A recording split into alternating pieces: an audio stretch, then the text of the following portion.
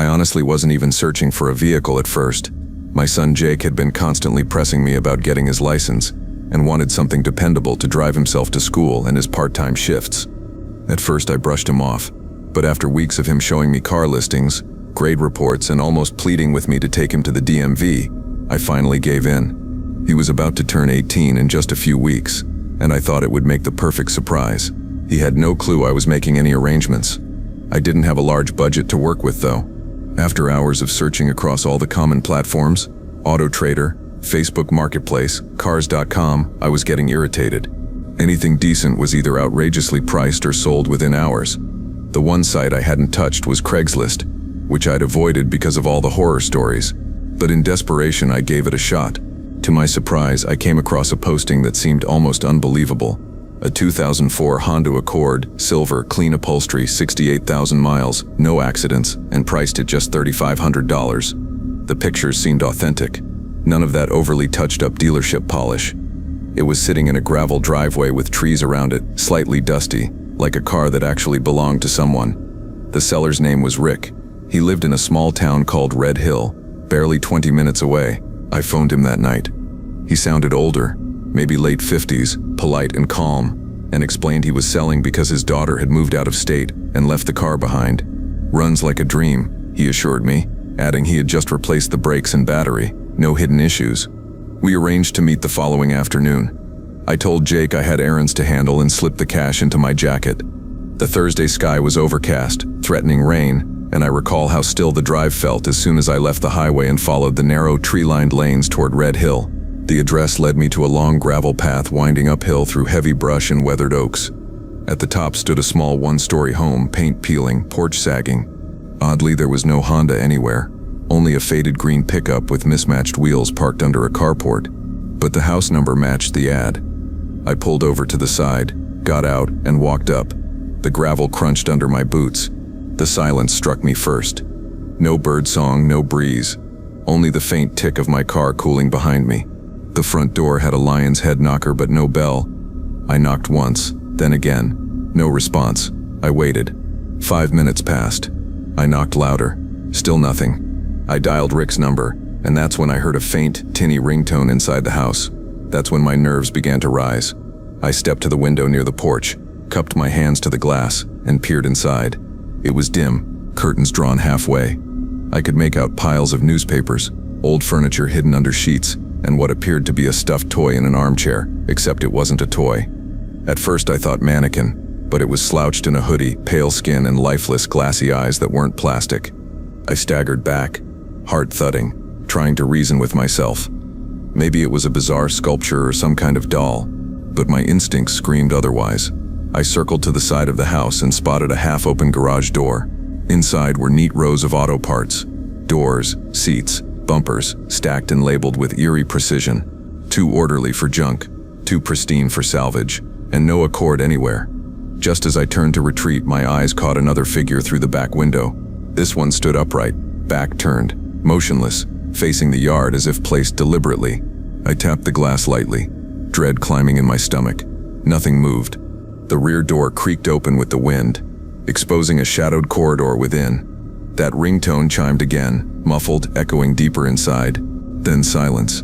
I stepped back, and suddenly the blinds on the window snapped shut fast. Someone had been standing there, watching. Panic surged. I bolted. The cash meant nothing now. I sprinted for my car, slammed the locks, and tore out, gravel spraying. I didn't slow until the main road. That night I checked the Craigslist posting again. Gone. Rick's number disconnected. I filed a report with the police, but without a plate, without a real name, there wasn't much they could do. They later told me the place had been abandoned for years. Whoever I'd spoken to had used a burner. Jake never learned what happened. I bought him a certified used Civic from a dealership instead. He was thrilled, but I still replay it sometimes.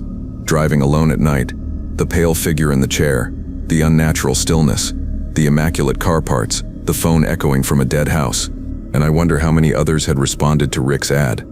I hadn't stopped until I'd hit the main road. My chest was tight, hands trembling at the wheel, glancing in the rear view, half expecting that rusted pickup to barrel after me. It never did. Once home, I locked every door and just sat in my car staring at my phone. I reopened Craigslist, Nothing. The ad scrubbed clean. No Rick. No Accord. Nothing at all. I tried the number again. Disconnected. Sleep didn't come that night.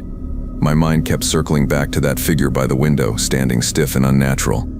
The more I thought about it, the less I believed it was taxidermy or a doll. It hadn't moved, yes, but it was too exact, too perfectly staged, as though someone wanted it mistaken for something lifeless. The next morning, I filed another report. I told the officer plainly. I'd answered a Craigslist ad for a car, gone to the house, and found something horribly wrong. I left out the part about thinking the figure was mounted like a trophy. They'd never take that seriously. To my shock, the officer didn't dismiss me. "You said the ad disappeared?" he asked, typing deliberately. "Yes," I answered, right after I left. He gave me a pause. "You'd be surprised how often we hear stories like this. Craigslist setups, fake deals, sometimes worse." "Worse?" I asked. He didn't answer. A week later, a detective left me a voicemail. They had gone to the property. Confirmed, abandoned. Nobody had lived there for at least a year. Neighbors had never heard of a Rick. No cars linked to the address. The pickup was gone by the time authorities arrived, but they found something else in the basement. Behind a hidden wall, photographs. Dozens of them, taken with an old film camera. People captured mid-action, talking in cars, smiling at the entryway, a few with anxious looks. One photo even showed a man circling the rear of the house, just as I had. They told me one of the pictures was of me. Whoever had stayed there was never caught. Police believed he drifted between foreclosed homes, relying on disposable numbers and burner ads to bait strangers. Perhaps not even to kill. Maybe just to frighten, control, or something worse. Nobody knows what happened to the rest of the faces in those photos. I erased Craigslist from my phone that night and never searched for a used car again. Sometimes I catch myself thinking, what if I had knocked again, or stepped into that backyard, or lingered even a few minutes longer? But I didn't. And maybe that's the only reason I'm alive to tell it. I used to work overnight at a small roadside motel off the highway. It wasn't exactly glamorous, more like stale coffee, buzzing lobby lights and the occasional intoxicated guest yelling over a late fee, but it covered my bills and even let me save a bit. The only good part about those hours was the stillness that came after midnight. Aside from the occasional check-in, I was left alone behind the counter most of the night. I'd pass the time browsing Craigslist, not really looking for anything, just scanning the free section or electronics listings. People posted the strangest things: busted treadmills, full dining room sets, piles of baby clothes, even working TVs from folks leaving town in a rush. Around that time, my old TV had just died. It was a battered Toshiba that had been passed down through several hands before finally giving out. Watching shows on my laptop was starting to get irritating. I wasn't hunting for anything fancy, just something reliable. One night, around 2 in the morning, with half a gas station sandwich in hand and lukewarm coffee in front of me, I spotted a listing. A 50-inch LG flat screen, lightly used. The photos didn't look like generic stock shots. It was clearly sitting on a cheap stand in a cluttered living room with moving boxes stacked around it. The whole thing looked authentic, like someone genuinely clearing out their place. The price was $120. Not so low it seemed like a scam, but just cheap enough for someone wanting it gone fast. The ad was fresh, less than half an hour old, so I sent a message. "Hi, I'm interested in the TV. Still available?" Then I went back to half watching the security feed and checking in a trucker who smelled of diesel and exhaustion. About an hour later, I got a reply. "Hey, this is Kara from Craigslist. Yes, still available. You can come tomorrow after 6 if that works." Her name hadn't been listed, but that wasn't out of the ordinary. I texted back, "7 works for me. What's the address?" She responded with an address on Willow Terrace Drive. It was a quiet neighborhood only 10 minutes from my place, lined with older single-story homes and broad lawns. I checked it on maps, it seemed safe. I texted back, "Cool, see you then." The next day after clocking out, I swung by an ATM and pulled out $140 just in case. When I reached the neighborhood, it was still light outside. Birds chirped. Kids zipped by on bikes, and someone across the street was mowing their lawn. The house Kara gave me was beige, with an uneven porch and grass that needed cutting. It didn't look dangerous, just a little worn, like an older relative's house. I parked along the curb, stuffed the cash in my jacket, and walked up. Before I could knock, the door swung open. A woman stood there, average build, dark hair tied up in a messy bun, sweatshirt with a faded college logo, leggings. She looked early 30s. "Hey, you must be Alex," she said. "That's me. I nodded. Here for the TV. I'm Kara. Come in. Sorry about the mess. We're in the middle of moving. The inside looked just as tired as the outside. Dim, sparse, boxes piled against the wall, half-packed furniture. Only a small lamp glowed in the corner. No worries, I said, trying to keep casual. Looks about how my place looked before I moved. She laughed, but the sound was strained, like it was forced. It's in the back, down the hall, she said, waving me forward. Something about the silence made my skin crawl. No hum of a fridge, no TV, no fan, just silence. Still, I followed. The hallway was narrow. Faint footprints pressed into the carpet. She stopped at the final door on the right. Right in here, she said, opening it wide. I stepped inside and froze. The room was bare. No TV, no bed, no boxes, nothing but drawn blinds and dust. Before I could move, the door slammed behind me, lock snapping shut. I whipped around, twisting the knob, but it wouldn't budge. Kara? I called out, heart thudding. Nothing. What the hell is this? Open the door. I pounded on it, but there was only silence. I checked my phone. No signal, not a single bar. My breath came sharp and uneven, the kind you take when your body knows you're in danger. Pressing my ear to the door, I caught voices, muffled, but definitely two. Kara and a man. My stomach dropped. Let me out, I'm calling the cops, I shouted, but no one answered. I ran to the window, yanking the latch, but it was brittle and locked tight. Panic started bubbling in my chest. I paced the small space, searching for something to use, but the room was empty. I returned to the door, pounding harder, shouting louder. Nothing. Then an idea hit. I opened my phone, set the alarm to its loudest siren, and cranked the volume. I tossed it into the far corner and pressed myself against the wall beside the door. Footsteps thundered toward me. The lock clicked, the door opened, and a man stepped in. Tall, broad black hoodie, worn jeans. His eyes went straight to the phone, reaching to silence it. That was my chance. I lunged, slamming my weight into him. His shoulder clipped mine, but I slipped past before he could grab me. The hallway blurred around me. Kara appeared from the living room, eyes wide, reaching out. I ducked, nearly tripping over a box, and didn't stop. Out the door, across the porch, my keys already in hand. I hit unlock mid-run, yanked the car door open, and threw myself inside. Slammed it shut, locked it, jammed the key into the ignition. They were on the porch by then. But I didn't look back.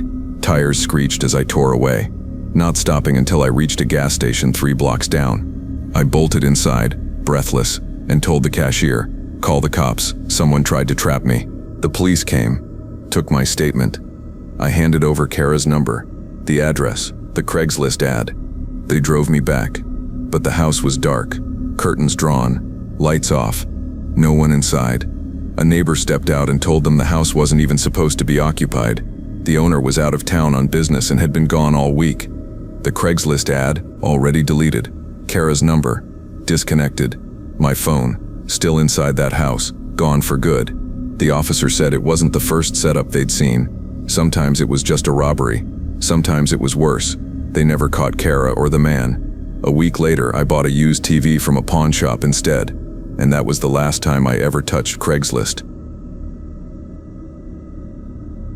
It began with what looked like an average post. I had just decided to put my 2006 Honda CR-V up for sale. It wasn't some flashy vehicle, but it was dependable, had a clean title, no serious mechanical problems, and still had decent life left despite the 200,000 miles on it.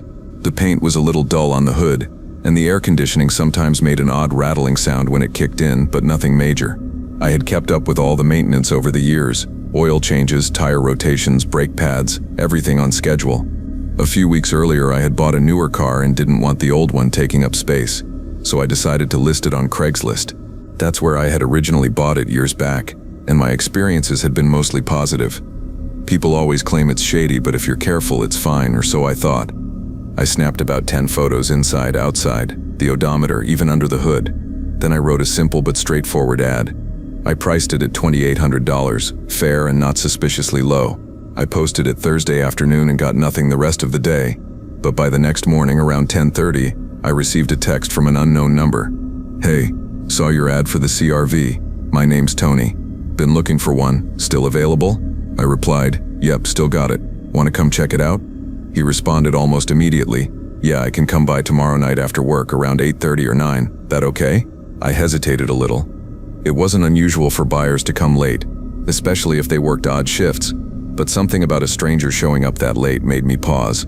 Still, I lived in a good-sized apartment complex on the edge of West Grove, a quiet suburb. The car was parked out in the lot already, and he wouldn't need to come near my door.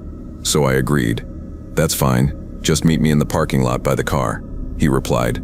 "Cool, see you then." Nothing about it seemed off. The next day I cleaned up the car, vacuumed, wiped everything down, cleared out the glove box and console. Around 8:15 I threw on a hoodie and went downstairs to wait. It was dark, but not so late that it felt unsettling. People were still walking their dogs, neighbors coming home from work. I stood by the CRV scrolling on my phone, glancing up whenever a car pulled in. At exactly 8:58, a black Dodge Charger with tinted windows rolled in slowly. It passed me, parked in a visitor spot a few spaces away. The driver's door opened, and out stepped a tall man, mid-30s or older, bald, muscular, tattoos running down his forearms. He wore a black Carhartt jacket and dark jeans. He carried this kind of tense energy, like he was prepared for a fight even while saying nothing. But he smiled as he walked over. "You selling the CRV?" he asked, voice deeper than I expected. "Yeah," I answered politely, forcing a smile. "You must be Tony." "Yep." He circled the car, checking the body. "Looks good. Been driving it much?" "Mostly to work. It's been solid for years. No leaks, no overheating. Timing belt done at 180,000. Got paperwork if you want." He nodded, shined a small flashlight on the tires. "Mind if I check under the hood?" "Sure," I said, popping it open. We went through the usual motions. He asked a few standard questions. He didn't seem like a real car guy, but enough to pass as one. "Can I take it for a spin?" he asked. "I'll need to come with you," I said right away, trying to laugh it off as a rule. He grinned, but without warmth. "No problem." We got in. I directed him around the block and onto the main road. He tested the acceleration, silent most of the time, jaw tight. The drive only lasted 10 minutes but felt longer. Finally, he said, "I like it. Feels solid." When we got back, he parked in the same spot. I stepped out, hopeful. "So what do you think?" He looked at me, paused. "Yeah, I'll think about it," he said flatly. I blinked. "Oh, okay, sure." Then casually he added, "Hey, mind if I use your bathroom real quick before I go?" Time froze. It was like a record scratch in a movie. Every instinct in me tightened. Yeah, I'd rather not," I said carefully. "Nothing personal. I just don't let strangers inside." He didn't answer right away, just stared at me, smile gone. The silence dragged. Then he gave a slow nod. "All right, no worries." I gave a quick wave, turned away. Instead of heading toward the side entrance like usual, I circled to the front doors just to be safe. When I got there, I glanced back. No one was following. Relieved, I went inside. The entry was quiet. I pressed the elevator button, stepped in, hit 3, and leaned against the wall. Less than 30 seconds later, the doors opened on my floor. I walked out, turned left toward my apartment, and froze. At the far end of the hallway, the stairwell door opened. Tony stepped through. At first I thought, no, it can't be him, but it was. Same jacket, same walk, same stare. My blood turned cold. I didn't speak. I just turned and walked fast the other way. I tried not to run, but then came the sound, footsteps, heavy, closing in. I ran, sprinting down the hall. I shoved open the stairwell door and bolted down, heart pounding. His steps echoed right behind me. Down 2 flights, into the garage, the sound bouncing off the concrete walls. My breath burned. I didn't go for my car. I wasn't sure I had time. Instead, I dashed into another stairwell, slammed the door, and bounded up to the ground floor. I burst through a side exit into the cold night air, sprinted across the lot to my CRV. With shaking hands, I unlocked it, jumped inside, locked the doors, and started the engine. I peeled out, called 911, and the dispatcher stayed with me as I circled nearby blocks. I told them everything. Tony, his car, what happened. 5 minutes later, I saw flashing lights back at my complex. I returned slowly, parked on the street. Tony's Charger was still there. Police found him at a ground floor apartment trying to force open a patio door. He had no tools, no money, no sign he was buying a car. That night it hit me how close I had been to real danger. The car ad was never his interest. It was just bait. What he wanted was an address, a face, and the right moment. I deleted the Craigslist post immediately and never used the site again. Now if I ever sell something, I only meet buyers at the police station parking lot. No exceptions. When I was 18, I was still living at my parents' house, and it was summertime. I had just wrapped up my first year of college, broke and searching for a seasonal job, but I wasn't having much luck. Since my parents were divorced, I spent most of the time with my mom, though I stayed at my dad's place occasionally. I remember wanting cash badly, so I hopped on Craigslist to check out whether there were any short-term gigs I could do. The site had a job section with listings for both permanent and temporary work. Most of the temporary stuff was simple things: yard cleanup, hauling boxes, moving furniture, projects like that. One ad immediately grabbed my attention because it sounded almost too easy. The listing simply read, "Watch my house while I'm gone." I clicked for more details, though honestly my gut told me right away that it felt kind of odd. The ad had a couple of pictures showing the inside of the place, but not much else. What it did mention, however, was the pay. I don't recall the exact amount, but it was decent, around $400 to stay for 2 nights. It looked like effortless money, so I answered quickly. All I had to do was stay in someone else's house for a weekend and collect the cash. The pictures showed nothing special, an ordinary-looking home, not fancy at all.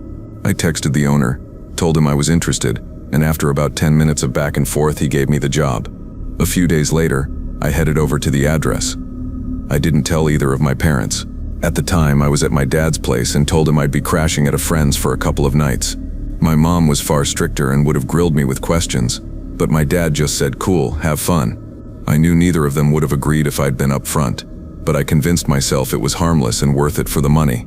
The house was only about 15 minutes away, and when I got there, it looked as plain as it had in the photos, if anything, a little below average. The neighborhood was quiet, with modest houses close by. I knocked, and a man named Jerry opened the door. He looked to be around 50 and explained he was leaving town for a couple of days. His only instructions were simple: stay there, keep an eye on the place, and sleep in the guest room. He didn't have any pets or plants, so I wasn't sure why he needed someone at all. Maybe he just wanted peace of mind and had the money to spare. He handed me a set of keys and left. The house itself was modest. A single story with a basement I didn't bother to check out. Inside there was a living room, dining space, kitchen, bathroom, and 2 bedrooms. The furniture was sparse but comfortable enough. I settled on the couch in the living room, watching TV and scrolling on my phone. The kitchen was almost empty of food, so I eventually stepped out to buy some groceries, then came back and resumed lounging. As night fell, the silence was striking. Both my parents' houses were always noisy with pets or siblings, so the quiet felt unnatural. Around 11 that night, as I was about to drift off on the couch, I suddenly heard something below, footsteps coming from the basement. My whole body went tense. The sound froze me, and I was too terrified to investigate. I stood there listening, but the noise stopped. I tried distracting myself with the TV, though my mind stayed on edge. About 10 minutes later, the footsteps came again, this time clearly moving up the stairs. The creaking of the steps left no doubt. I panicked, ran to the guest room, and shut the door. I pressed my ear to listen, but the sounds vanished. By that point, I was so shaken that I texted Jerry, not caring if it disturbed him in the middle of the night. I was ready to leave, but surprisingly, he answered quickly. I told him I'd heard movement in the basement and was freaked out. He replied saying it was just his roommate, Carl. That confused me completely. He hadn't mentioned anyone else living there. And if he did have a roommate, why did he need me to house sit? I tried rationalizing maybe he didn't trust Carl not to steal things. It was the only way to make sense of it. After working up some nerve, I left the bedroom to look around. The house was empty. I stayed away from the basement, assuming Carl was down there, and after no more noises, I figured he must have gone to bed. Feeling slightly calmer, I returned to the guest room and managed to fall asleep. Sometime later in the night, I suddenly woke up, wide awake in total darkness. Nothing seemed out of place, but then I looked toward the doorway. Standing there, just outside the guest room, was Jerry, the owner himself, watching me. The second I locked eyes on him, he stepped away quickly. But I knew what I saw. Horrified, I ran to the door, slammed it shut, and flipped on the lights. Somewhere in the distance, I heard a door shut, though I couldn't tell which one. After a few minutes of silence, I decided I wasn't staying another second. I grabbed my things, bolted out of the room, and left the house as fast as I could. I didn't see anyone else on the way out. By the time I reached my dad's house, it was close to 4 in the morning. When he asked, I just said I'd come back early from my friends. No way was I telling him the truth. He'd lose it. I was just relieved to be safe. I never got another message from Jerry after that. The Craigslist listing disappeared, and I realized he probably never left town at all. I don't believe there was ever a roommate either. Looking back, I think Jerry was the one I'd heard moving around in the basement, and he invented Carl to cover it up. That experience rattled me so much that I stopped browsing Craigslist entirely. Since then, I've stuck to proper jobs and avoided strange ads like that forever. A couple of years back, I was searching for a replacement vehicle.